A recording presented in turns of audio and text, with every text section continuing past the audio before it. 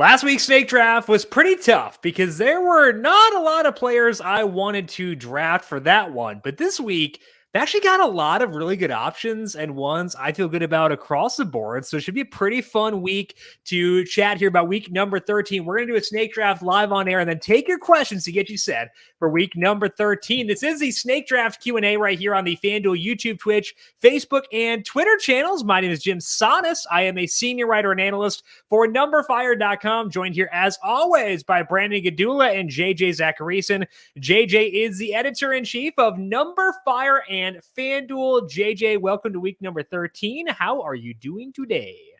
I'm doing great. I got the blue behind me, the blue lights going. And yes, that's sort of for FanDuel, but it's also for my alma mater, the Pitt Panthers, who are playing here in Charlotte, because I'm in Charlotte, North Carolina, playing here in Charlotte tomorrow night for the ACC Championship, and I cannot wait. Kenny Pickett about to go nuts. Get your Heisman tickets in now before things happen. Rock and roll on Saturday. Let's talk to Brandon Gdula, the managing editor of Numberfire.com. And Brandon, we talked about this slate yesterday on the Heat Check and said this slate's pretty fun. I think it potentially has gotten a bit more fun as we've gone along because we may also get Sony Michel now as a value play with Daryl Henderson being banged up. Van Jefferson's value increases a bit with Odell not being fully healthy. Kind of digging this slate. How are you feeling?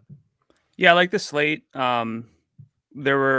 talked a long time yesterday. The pod ran a little bit long just because there were so many things to discuss. There were plays at every salary tier at running back and receiver. But I was a little bit curious because you said last week's snake draft, and I don't know if you had like a snake draft to try to catch up. But the score is still 4-3-3 in favor of me. So you guys might have had one, but I wasn't invited. Did we not have a snake draft last week? Oh, it's Thanksgiving. Thanksgiving. Yeah. Wow. Where was I? Okay. Two weeks ago. The snake draft.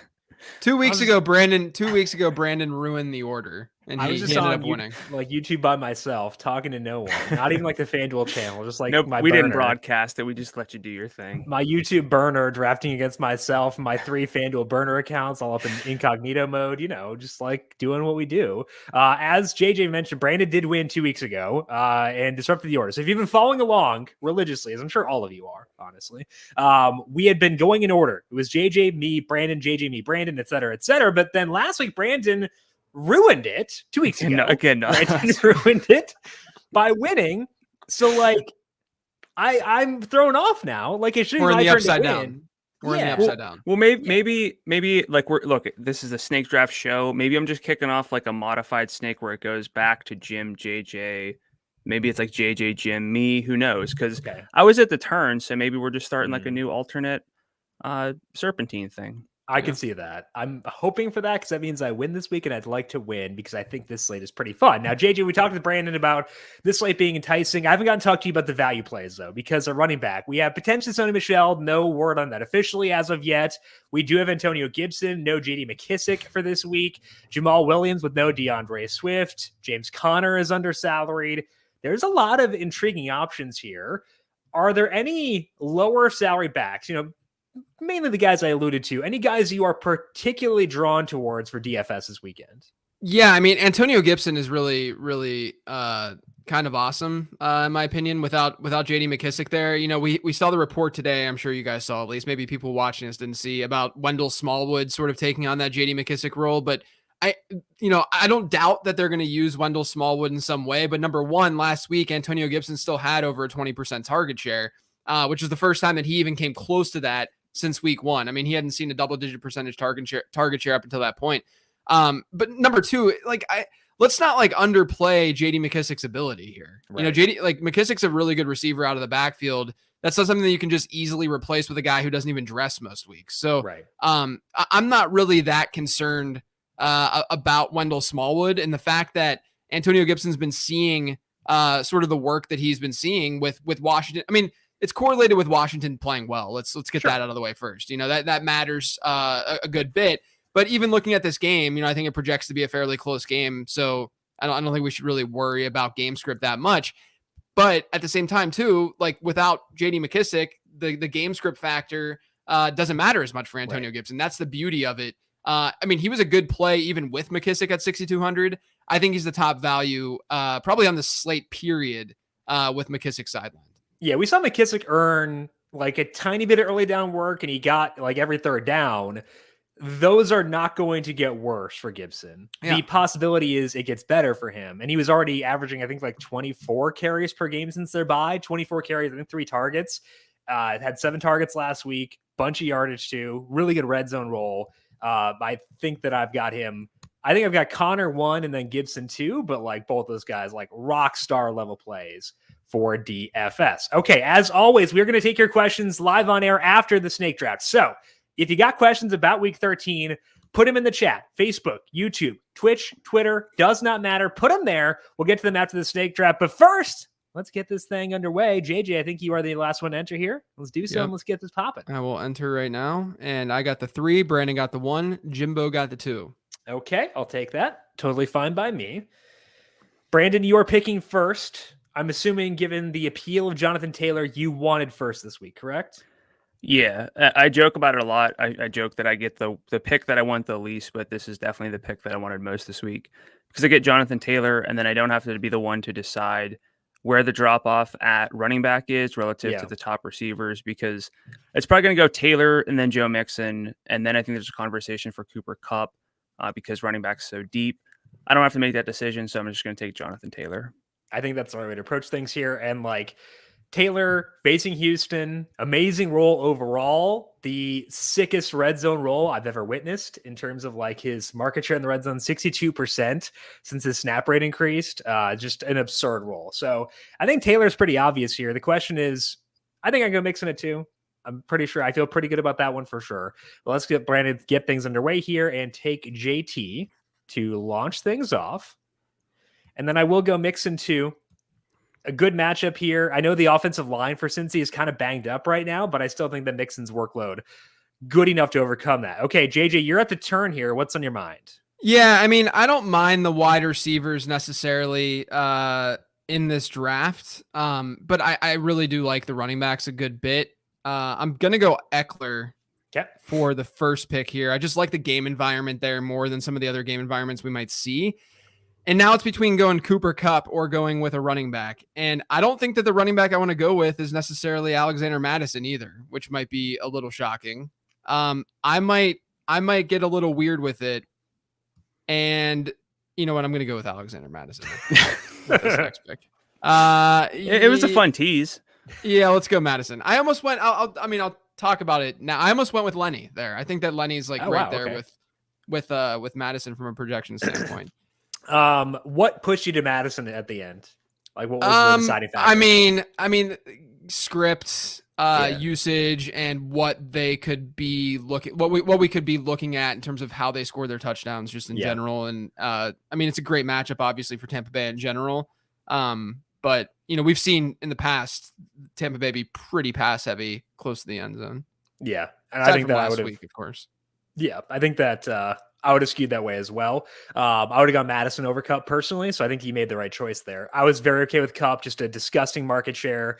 You know, with Odell banged up, might get even more. Brandon goes Justin Jefferson with the first pick. Second pick for you, James Conner. Boo.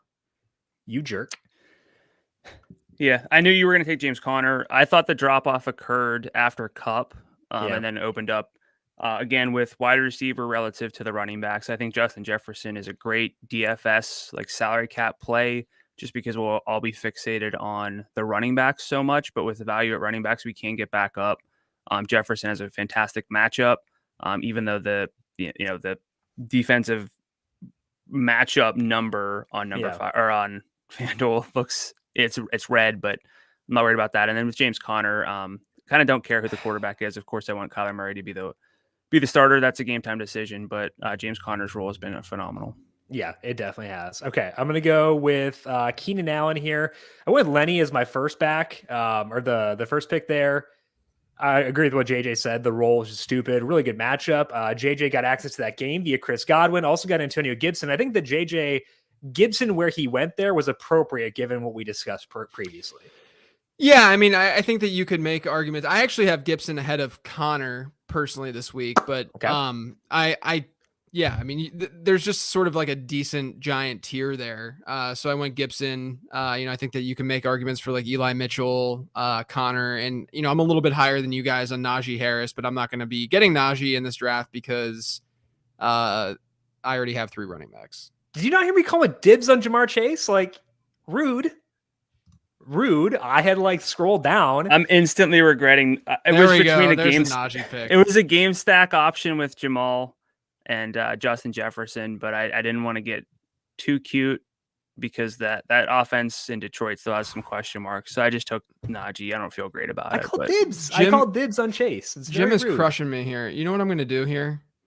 I am going to go. How did I get 3 receivers? I'm going to go total game stack here with that Tampa Bay Atlanta game. Okay. I'm going, and this might. I'm going to draft Matt Ryan. I'm going to regret this, I think, but I'm going to go Brady over Lamar. No, that's fine. No, I think that's good. Thing. Happily. Okay.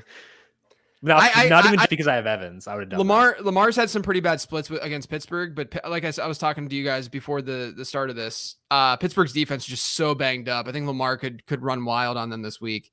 So I actually think Lamar's a really, really good play, but Brady's a very incredibly safe option this week, and I already had Godwin, so I just wanted to stack it. Okay, so that wraps it up. Look at that projection for Brandon. Woo. Mine stinks. Okay, so let's talk to Brandon then, because you paid the projection czar, Sam House, to make your projections look better. You knew he would. It helps when you get Jonathan Taylor. That's true. I don't like sorting for value. I was just like dinking around projections earlier on. Actually, I have them here. But like if you sort by value at running back, Jonathan Taylor's like number 3, despite the fact that he's 10-5. And like I get it. My page isn't sorting because my computer's slow. There we go. Yeah, there we go. He's number 4. It's absurd. And it's also like totally the way it should be. After JT, I like the Connor pick. I think that I agreed with where you took him just because like they're playing coy, but I'm pretty sure Kyler's going to play. That's great. Jamar Chase, I was annoyed you took him because I had that game stack, but also like, I mean, I think you did the right thing. Any thoughts for you on your team here? Honestly, this felt a pretty easy just with what fell to me. I wanted Justin Jefferson. I just kind of had him as a tier above all the other receivers outside of Cooper Kupp, kind of like in the second tier by himself. Again, we talked about James Conner plenty.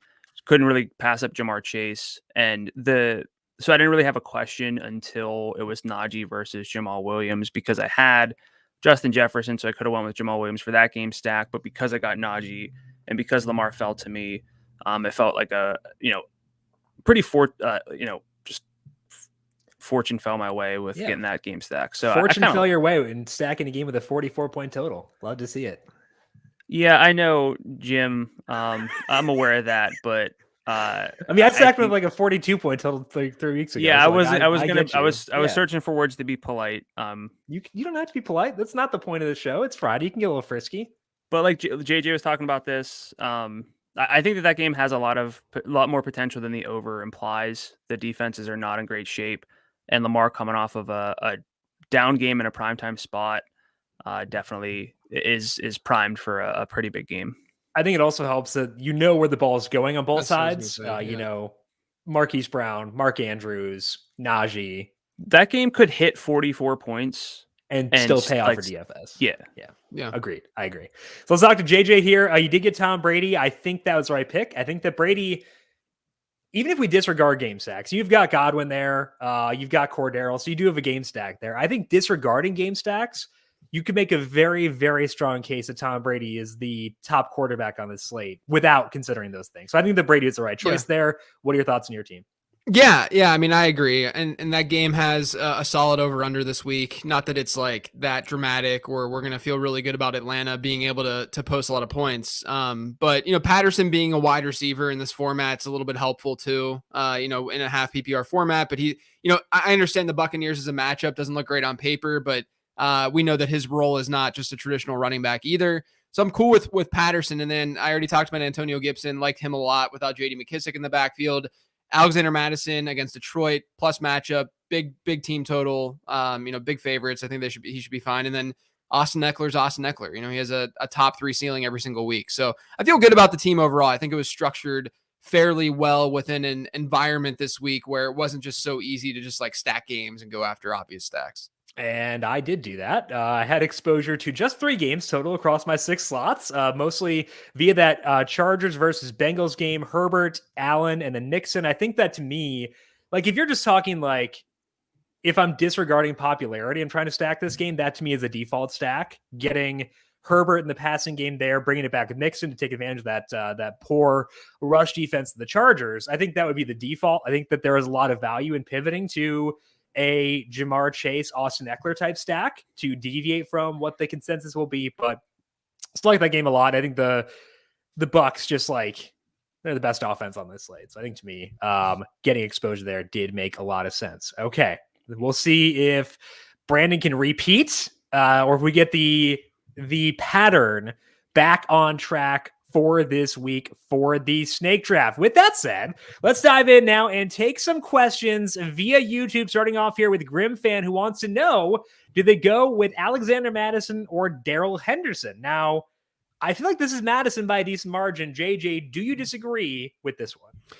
No, I don't. Number one, Henderson's banged up. I think it's a thigh injury that he's been dealing with. Sony Michel could get more run. There was sort of an interesting report / tweet / something, whatever you want to call it, from Jordan Rodriguez, who's one of the better beat reporters in the country, not just, for the Rams.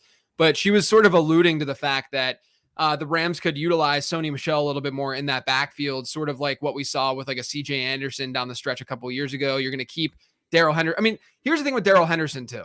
Henderson is a player who has never been a true like crazy bell cow in his offenses. And if you look back to how they utilized him at Memphis and how they started to utilize him a little bit in the NFL when he was drafted by the Rams. He's better served in a role where he's getting like 10 to 12 touches as opposed to being like a true workhorse. And Sony Michel is someone who, we've seen in the past take on a decent workload. I know that Michel, you can make the similar argument, I guess, given his college workload, but he also shared a backfield with Nick Chubb. So let's take that with a grain of salt. And DeAndre Swift for one of those. Yeah, that's true.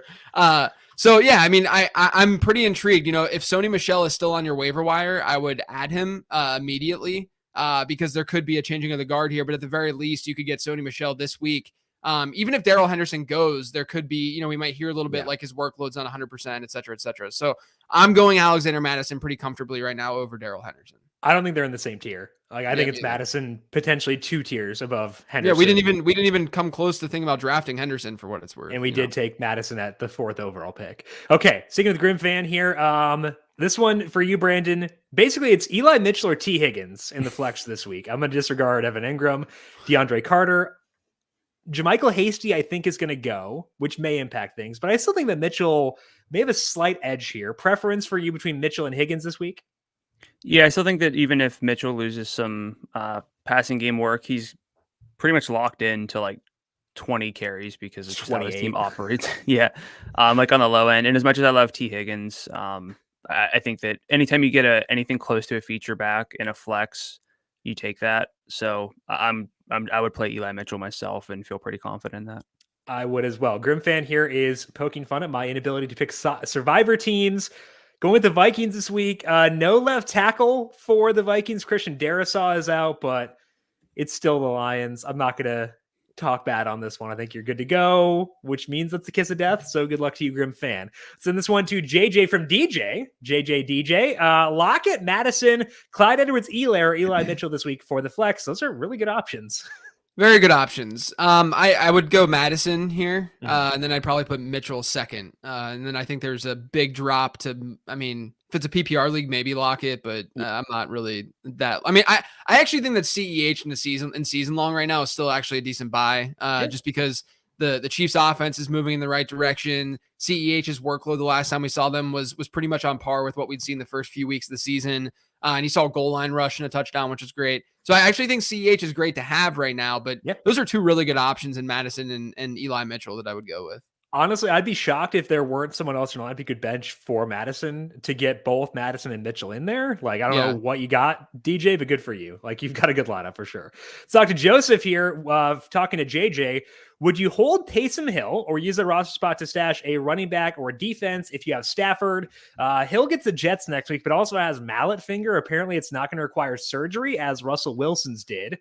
He's going to play through it. I'm not sure much of a difference it makes given Hill's inaccuracy as a baseline, but hey, he runs a lot. So how are you handling Taysom Hill right now? I wouldn't want a league mate to have Taysom Hill, so I would rather just roster Taysom Hill. That's sort of the way that I view it. I mean, is Matthew Stafford a safer option from here on out? Of course. But at the same time, there's going to be weeks where Taysom Hill is probably going to be a better option than Stafford straight up because of the rushing. I mean, even last night, we saw Hill have he had 3 interceptions last night and 4 interceptions last night. And he still ended up scoring like 26 standard fantasy points because he rushed for 100 yards and he was able to connect on some deep passes. So, I mean, that's what you're getting with Taysom Hill. I said this earlier in the week when we were talking, Jim, that it's, the way that you should be viewing Taysom Hill is similar to how you view Jalen Hurts in fantasy football because they accumulate fantasy points in a very similar way. I just feel a little bit more confident in Jalen Hurts' ability as a passer than I do Taysom Hill, especially with his finger injury. And by the way, mallet finger is not fun. I had that before. It's not a fun injury to deal with. How'd you type? Like, it sounds like it'd make it impossible. I did. Well, I was in college at the time. So like, it wasn't it wasn't like I was a professional needing to like do actual meaningful work, but yeah, it's not fun. I mean, like my finger couldn't move for a little while. I was like sidelined for like weeks from it, but obviously football players can just pop it back in and start playing again. I get shivers when I hear the words carpal tunnel. So like anything like any way that impacts typing, I get very nervous. So that sounds terrible. Let's talk to you, DJ here. Going to the start sit boy, Brandon. Brandon Ayuk, Cortland Sutton, Jamal Williams, or T. Higgins for the flex in a different league. So a lot of T for DJ. Who would you start between those 4? I'm going to go Jamal Williams there. I think that he's in a clear tier of his own. I would probably put Ayuk and Higgins on a similar tier, not really considering Cortland Sutton just based on how Denver can kind of cap their pass catchers at 4 targets. We've seen that it's twice. A literal cap, yeah. We've seen that twice in the past few weeks where nobody's gotten more than 4 targets. So I'd pretty confidently put Jamal Williams number 1 there. Just automatic ejection at 4 targets, like you're done. That's the end of the day. Pretty good question from Larry here. What is your favorite Week 14 defense stash between the Saints on the road against the Jets or the Broncos at home against the Lions? JJ, those are both pretty good. Preference for you? Yeah, I stashed the Saints in a couple leagues, so I'm going to go with the Saints. It's just really tough to go against the Jets, especially with Zach Wilson under center, who, he's probably a little bit better than people give him credit for, but he's also a turnover machine and a very, very good matchup for defenses. I mean, I don't mind the Broncos, of course, but I would go with the Saints over the Jets in a game where, I mean, you got to hope that there's a negative game script, I guess, for the Jets, but even probably still. Yeah. I mean, even still, just go with the Saints. There's still good chances, even with Taysom being banged up. There's a negative script there. Yeah. Let's talk to Shane. Needs some upside because he played Dak, Zeke, and Ingram last night, so needs a lot of points. He has Javonte Williams and Alexander Madison. So, do you go with Madison here, Brandon? It's a tough one because we may not know by Sunday whether Melvin will play or not, but he's doubtful. So we can probably assume that Melvin's going to sit. Honestly, Shane, I would try to get both in there. I don't know. I guess you played Zeke and Ingram, so you probably can't. But like petition Yahoo or whatever it is to like get wide receiver eligibility for like Madison or something like that. But Brandon, let's say you can only choose between these two, Javonte and Madison, with upside being the only goal. Where are you going? With upside being the only factor here, I would still go with Alexander Madison. Minnesota's implied team total is 27 points. Denver's down at 18.75, so it's 8.25 points difference. The touchdown equity for Madison is a lot higher. And Javonte Williams is a phenomenal rusher. He's top 5 in rushing yards over expected per carry. He can get yak out of the backfield, but I do think that it would just come down to touchdown equity for me here and go with Madison. Yeah, I think that is the way to go either way. Okay, Shane says the Bucs defense has dropped in his league. Which defense should he stash in the playoffs? Miami has a bye week 14, or the Bucs has the Bills now. So this is like a planning type thing. JJ, you talked about the Bills being a defense you liked a lot. Would you stick with them here? Or would you add the Bucs to have a dual threat at defense? Yeah, I mean, I would pick up the Bucs immediately. And the main reason I say that, number one, Tre'Davious White is now out, so that hurts the Bills. The Bills have a very good schedule. They get the Panthers, the Patriots, and the Falcons in the 3 weeks in the fantasy playoffs, but the Buccaneers get the Saints, Panthers, and Jets. So you're getting the Jet. I mean, you might not be able to find a better 3-game schedule at this point with all the moving parts, everything that's changed since I did like a quick defense analysis. Tampa Bay probably has the best schedule that you can find, and you know they're going to be in nice game scripts, and you know that they're a capable defense as well. And then, I mean, week 17 against the Jets. I mean, come on, you got to have that on your fantasy roster. Yeah. Championship week. Let's talk to Joseph here. Sticking with Tampa Bay, is Antonio Brown worth stashing? You can put suspended players on IR with him not coming back to week 16. Joseph, I would say it's not a lock he plays in week 16. With the way Bruce Arians talked about him today, I think his roster spot is like it's not 100% certain right now. So keep that in mind. If you have an IR slot, I don't have any. So good for you. You have an IR slot. I would not drop anyone of note to hold him for that time. JJ's looking over the question. Looks pretty funny. Okay, let's talk about the tight ends du jour of week number 13. Foster Moreau or Logan Thomas. Brandon, I like both. I would lean Moreau, but that's I think they're both pretty good here. Yeah, I like both as well. They were both sort of featured in my start set column on Number Fire, which just goes through and shows like each guy's probability that they finish as a top 12 tight end for the week. They both have good individual matchups. I would lean Moreau because we've seen him be just featured without Darren Waller. He basically had the Darren Waller role back in week 7, kind of took that over again. I know the results weren't there last week, but the role is still good. I couldn't really fault you for either, but I would lean Moreau. Yeah, I think they're both very good, but I think that Moreau's the right play. Okay, Josh here saying that Odell out Sunday. He's actually probably going to play. So I would keep that in mind, Josh. He was at practice this afternoon with his helmet on. So I think Odell's going to play. However, if that were to not happen, I would still go DK over Jacoby Myers. Squeaky wheel narrative in play here for DK. They've been talking a lot about getting the ball. So if you can't use Odell, go DK. Honestly, DK is like borderline above Odell regardless. I was going to say I'd play DK over Odell, I think, regardless. Yeah, I think that's the right way to go. Okay, let's talk to DJ Fournette. Another 4 touchdowns this week, Jim. DJ, open your mind. Why stop at 4?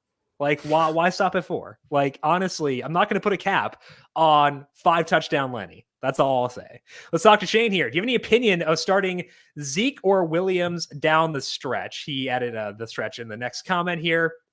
I think it depends on Melvin Gordon's situation. I'm assuming Jamal. Is it Jamal? Oh, I don't know. Either way, know. Shane, clarify, and we'll get back to you there.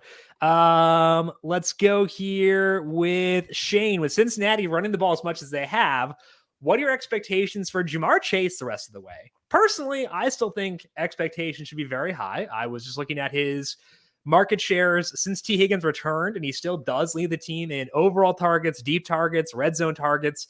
Just had a rough stretch in terms of the results. I think things will snap back here pretty soon. JJ, what about you? Are you still on Jamar Chase the rest of the way?